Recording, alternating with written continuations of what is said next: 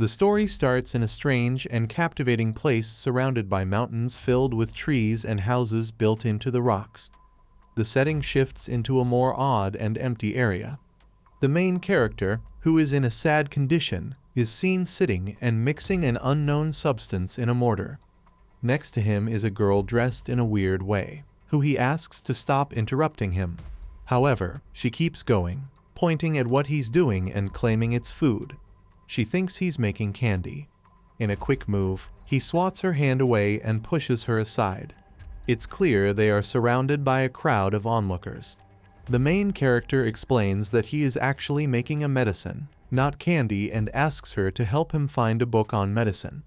But he thinks it would be pointless to explain this to her, because she probably wouldn't understand. The main character's name is Li Hang, while the girl falls to the ground. After being thrown to the ground, Li, however, seems to be feeling a strange sense of excitement. He shouts about the fun he finds in this situation. He thinks about how cursed this place is. It's full of strange and creepy people. He even compares it to a museum of oddities. In this moment, he wonders why he is here among them. Suddenly, a noise comes from behind him. He sees a disfigured man attacking a girl, holding her down while she tries to escape. The crowd, seemingly uncaring, just stands there, laughing at the terrifying scene. Lee stays where he is, taking in their loud laughter that echoes around him. He tries to tell himself that none of this is real, that everything he sees and hears is just a big trick. Gripping the mortar in his hand, he whispers about the illusion but can't hold back his voice any longer. He hits the attacker on the head with the mortar. Even though he wishes this whole situation were fake, he pushes the man away from the girl. Lee decides that it doesn't matter if it's real or not. He stands up, ready to protect her. The now angry attacker yells at Lee, accusing him of totally ruining his life. He warns in a scary way that their leader will take revenge on him. However, Lee feels nervous because he knows the leader is powerful. Although he wants to run away, he can't help but stand there, frozen in fear. This situation is tense, and it seems like things will only get worse. After finding out about this incident, Lee brushes off the supposed threat, saying he feels no fear of the leader. The man is surprised by Lee's boldness to insult their leader. At that moment, the crowd goes quiet, with all eyes on him. Suddenly, someone comes over, a man who stands out because of his calm behavior. He talks to the injured person, asking if he is done screaming. Then, he tells Lee and a girl named Wang to follow him, explaining that the leader wants to see them. The odd girl, who had fallen earlier, gets up and laughs happily, while Lee seems uninterested. The injured man, however, smiles, thinking that Lee's time has come to an end. Yet, Lee stays calm, even as the girl he saved holds onto his clothes, begging him not to leave. Lee pushes her hand away and walks off with Wang and the messenger. Wang, curious, wonders if there will be candy. The three of them walk into a bright tunnel, while the girl Lee saved watches them go, her face showing worry and fear. As they move through the tunnel, they reach another place tucked away between the mountains. Here, Lee starts to think deeply about his actions, wondering why he decided to step in at all. Wang finds himself in a situation that, although it goes against his usual behavior, requires him to recognize outside influences. He breaks his own train of thought, which is kind of strange, by tapping his hand over and over. Even though he tries to relax following the man in charge, he keeps doing this rhythmic tapping. Lee notices Wang's odd behavior, grabs his hand and asks about what he's doing. In reply, Wang stretches out his hand to Lee, showing him something that looks really unappetizing. She smiles and tells him to eat the treats she has, encouraging him to take them from her hand. Lee stays quiet. However, he takes the sweets, feeling a strong sense of disgust. Wang, on the other hand, seems happy, claiming that the leader is a kind person. He mentions that following orders will bring lots of treats, creating a strange situation between his dislike and the promise of a reward. As they get closer to a spot where many fiery sparks hang in the air, they see a huge fire along with a path leading into the place they are about to enter. When they step inside, they find a space that looks a lot like a large cave inside the mountain. Here, a figure is sitting in front of them. When Wang comes in, she calls out to the leader, who is still sitting with his back to them. He calls them his dear disciples and gestures for Li and Wang to come forward. Then, he turns to look at them, saying that he has been waiting for them for a long time. However, the mood suddenly changes. In a surprising move, he rises into the air and spins before landing right in front of them. Li is a bit shocked by this unexpected action. The leader, in a quick and creepy motion, grabs Wang by her neck, pushing her toward the massive fire that is ahead of them. His laughter echoes in a strange way throughout the cave, and his twisted face shows a wicked pleasure as he leans closer, looking down at her in a dangerous way. Strangely, she seems to show a sense of happiness, which is surprising, seeing her surroundings as a kind of candy store. She says that the leader has a really nice personality. Then, the leader orders the furnace to be turned on to purify the elixir, laughing while he gives this command. Meanwhile, Li just stands there, an observer stuck in place. In the next moment, two girls come in, carefully carrying a big pot filled with a steaming, blood-red liquid. They start pouring this thick substance into another open container. Li, however, stays stuck in a mindset that completely rejects the reality of what's around him. Everything he sees, including the strong smell, feels fake. As he looks at the leader, he scolds himself inside, insisting that the ugly face he sees is also made up. At this point, the leader confronts Li Wen, claiming that he has heard Li's hurtful comments about his worth, and he asks if those comments are true. Li, however, doesn't respond. His eyes are looking away as he thinks about the idea that even the leader's voice could just be a figment of his imagination. The leader's frustration keeps growing, building up to a strong demand for Li to either speak or show if he has somehow lost his ability to express himself. But Li just stays in his thoughtful state, believing that this whole situation is really just an illusion. Later, we see Li in a bright space, surrounded by many hands. His eyes are still closed, and he keeps whispering to himself, confirming his separation from reality. He convinces himself that none of this is real. However, he later opens his eyes to the sound of a voice urging him to do so. Upon awakening, he finds himself in a totally different place. Specifically, we see that he is in a hospital bed, his whole body strapped down. Medical devices surround him, but he still believes that everything around him is just an illusion. This idea stays with him, although the harsh truth of his situation says otherwise. We then shift to a different scene, one that shows a large building. Someone asks Li about how he feels during the illusions this time and if anything has changed.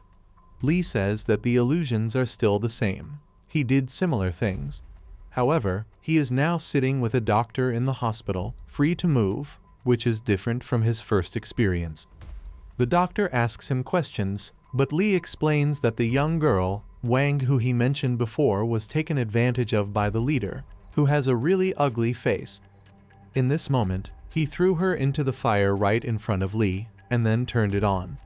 The doctor seems to write down everything Li says, and then he asks about the meaning of the hallucinations and the bright colors Li sees, as well as what they mean for his mind and soul. Although, the doctor then stands up and tells Li not to worry about those things. He looks at her, and the doctor explains that all he needs right now is to focus on stabilizing his mental state and understanding the nature of each illusion he faces. The doctor goes on, saying that because Li has started to tell the difference between illusion and reality, he will see that not everything he sees is real. Therefore, he shouldn't give in to the charm of these illusions anymore. Li sits on the bed, thinking about the doctor's advice before leaving the room. The doctor emphasizes that whenever Li has these hallucinations, he must think logically about the world around him. Only by doing this will he be able to leave the hospital quickly. However, just as the doctor leaves, a girl comes in, laughing, and tells Li that she heard the talk with the doctor. Li looks at her in surprise at her sudden arrival, but he doesn't say anything. She continues, telling him to follow the doctor's advice. It turns out her name is Yang, and she has been friends with Li since they were kids. Lee shows joy when she arrives and she takes a seat in the chair next to him. As Lee looked at Yang, his face changed when he noticed her smile. She said, with a bit of irony, that he looked rather dreadful when he smiled like that. In reply, Lee laughed at her remark. After that, she dug into her bag and told him to stop laughing, focusing his attention on the things she had brought for him. Among the stuff were school materials meant to help Lee get ready for the upcoming exam. With a touch of disappointment, Lee sighed that they used to play together as kids, but now she seemed to be getting back at him like this. Yang, however, just laughed, playfully hitting him with the book and insisting that this wasn't her plan at all. Then, she offered him a phone, urging him to take it. Yet, as he reached for the phone, she pulled her hand back, saying that he needed to call her big sister before she would let go of it. Lee leaned closer and complied, calling her big sister. Grasping the phone, he expressed his gratitude, declaring her to be the best sister. As he held the device, a genuine joy illuminated his face and he confided in her, stating that she could scarcely fathom the tedium of residing in a mental institution. He added that, even if he were not mentally ill, the environment would inevitably drive him to madness. In response, Yang urged him to cease his jesting and devote some attention to his studies. Lee, however, remained unfazed. Engrossed in the device, the phone, Lee is reminded by Yang not to forsake the promise he made to her. At this juncture, he places the phone down and assures her that he recalls the commitment vividly. Subsequently, he leans in closer to her, articulating that they had indeed agreed to pursue their academic ambitions at the same university. Abruptly, he envelops her in a hug. He then asserts that his condition will improve soon. She reciprocates the embrace, urging him to recover quickly, while also pledging that she will patiently await his return. Yang then gets up from her chair, and at that moment, Lee tells her that it's getting late. He offers to walk her to the hospital gate, which lets her leave. She agrees to this plan. As Lee stands to go with her, however, he feels a strange sensation and intense pain spreads through his head. Suddenly, he sees the mortar he used before to make the remedy during his hallucination sitting on the table next to him. This sight fills him with fear, making him stay still, struggling with the idea that something is wrong. Yang, panicking, asks if he is okay. Lee thinks about how he followed the doctor's orders, wondering why he's in this situation. Yet, he eventually laughs, telling Yang he was just joking and asks if she was scared for him. Yang, clearly annoyed, replies that he is acting like a child. She starts to walk away and he tries to stop her. Looking back at the table, he questions if he had really seen the object correctly. In a moment of urgency, he sprints after Yang descending the stairs while imploring her not to harbor anger towards him. As he approaches, he reassures her that his intention was solely to elicit her happiness through humor. However, he cannot help but notice the peculiar demeanor of the patients surrounding him. They stand there, laughing at his expense. Although he continues to apologize, he becomes acutely aware that she is, in fact, disregarding him completely. This is frustrating. As he gets closer to her, she turns around, playfully poking his cheek with her finger. In that moment, she tells him about her plan to visit next week, urging him to take care of himself. Here, he looks at her with joy, promising to keep his word. Yang then leaves, leaving him standing there until her figure disappears from sight. Lee goes back into the hospital, thinking about the strange feeling he had while in the room. He clearly felt the presence of mortar. This realization creates confusion inside him, making him wonder about the possible worsening of his condition. If that's true, he thinks about whether it will stop him from leaving before the university entrance exam. He is worried about not being able to go to the same university as Yang. However, he remembers that the current doctor seems really good, much better than the one his father had chosen for his treatment. In a moment of frustration, he raises his hand, saying that this situation is super annoying. But almost instantly, he feels a strange sensation again. He thinks an object is in the pocket of his pajamas. When Lee reaches into the pocket and pulls out what's inside, he is shocked to find the candy that Wang had given him during the hallucination. He is really amazed to see this. Something comes from the illusion which is showing up in reality, and you find out that it is, actually, quite sweet. At that moment, he thinks about how he should hurry to tell the doctor about his current situation. However, he stops, wondering that if this is really real, then it's not just the candy that was with him in the illusion. There might also be a chance for him to rise above his current state. As we move into a new scene in the illusionary world, the meaning of Lee's earlier thoughts becomes more obvious one. Watching him leave the mortar, his tool for making remedies, he loudly asks the people nearby if they have any money. Lee stands in front of the group, wondering if they have anything of value, whether it's cash, gold, silver, or even old jewelry. He claims that these things would end up being useless in this situation, so he suggests he might as well just borrow them now. However, the crowd doesn't respond. They just stare at him in silence. Lee thinks about how silly his method might be, realizing that people like these, just herb mixers, probably don't have any money. Suddenly, a strange voice calls out his name, interrupting his thoughts. When he turns around, he sees the young woman he saved from the man before. In a moment of intense tension, she holds tightly to his clothes, calling out for him to come with her. With determination, she pulls him away from the crowd and sits down on the ground. Lee, however, feels confused by what is happening. She takes off her shoe and removes the anklet from her leg, showing it to him and insisting that he take it, because it might be useful.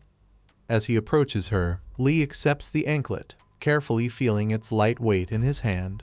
It looks very fragile, but is definitely made of gold. Looking at her, he promises that he will use it temporarily and return it later. He then takes a piece of candy from his pocket, offering it to her and saying that it is really tasty. Gratefully, she takes it, showing her thanks. In that moment, the people watching notice their exchange, their whispers showing that they are eager for something more exciting. As boredom starts to set in, soon after, the leader's assistant and main disciple shows up, asking about what is going on. He tells the bystanders to get back to their duties quickly, and because of his strong presence, they quickly follow his orders, leaving only Lee and the girl in their private area. The disciple loudly talks to Lee, saying that he had some bad luck before, as he couldn't be the healer for the leader. Lee looks at him quietly, trying to remember the man's name, and finally gets it Xuan Yang. Before he leaves, Xuan warns Lee, saying he has to come back to finish his job. However, if he doesn't, the leader might punish him badly, like being skinned alive, if the important mixture isn't done. At that moment, Lee notices the decorations on Xuan's clothes, making him think about how old they might be. He smiles, imagining that they could be his one day. As night falls, Lee heads toward the cave where Xuan lives, thinking that he didn't expect this task to be so easy, especially since Xuan is not around. If he can get the old item, he could pay for both his and Yang's school costs. Excited about his luck, he shouts with joy that it's finally close enough to touch. Suddenly, he sees a light coming from deeper in the cave, making him realize that other people are there. Almost right away, Zan comes up to him and asks why he's there at such a strange time. Lee, surprised by Xuan's unexpected appearance, finds he can't think of anything to say. Quickly, he gets his composure back, greeting him and asking why he is dressed in such strange clothes. Xuan replies, saying that his luck seems good this evening. Then, he grabs Lee, encouraging him to come along as he makes his way toward the bright cave. He tells Lee that they are escaping this terrible place and have made all the needed arrangements with the gatekeeper. Everything is ready. Lee then asks if this is really Xuan's plan for their escape from here. At that moment, Xuan holds him tightly, insisting that if Lee doesn't want to come with them, he can stay here and die. He stresses that they can't let him live, because if they do, he might warn the ugly feed leader about where they are going. Lee believes that this specific turn of events will definitely jeopardize everything for him. However, he later thinks about the chance of getting himself out of the situation. He shuts his eyes, reflecting on the possible effects of simple hallucinations in his mind. When he returns to consciousness in the hospital, He opens his eyes to find himself, as expected, tied to the bed. In this moment, he realizes that, because of his current state, he can't tell if the anklet and accessory are there. So, he figures that it is smart to wait and watch how things unfold.